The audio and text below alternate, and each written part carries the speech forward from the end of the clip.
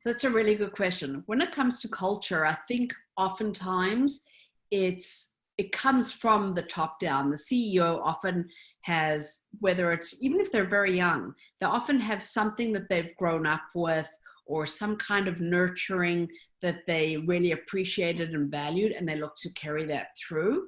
I think in terms of being able to establish what their culture looks like, because a lot of times, as you say, for companies, they're looking at running 1,000,000 miles a minute, doing 1,000,000 different things.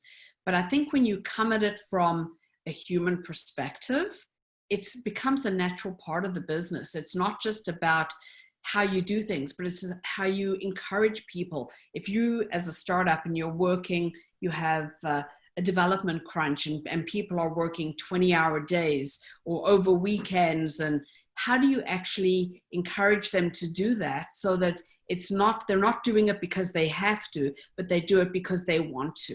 And all of that really stems from setting a baseline for what you expect, but and what you expect as a leader, but also the kind of environment that people are working in.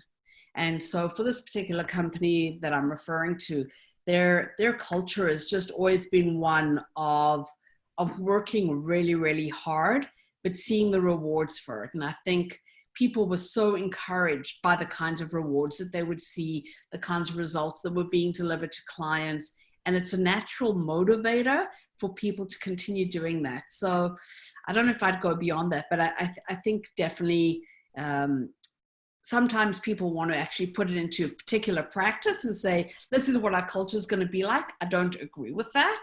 I think culture happens naturally, and you determine as a leadership team, what do you want your culture to be? What do you want people to know you by?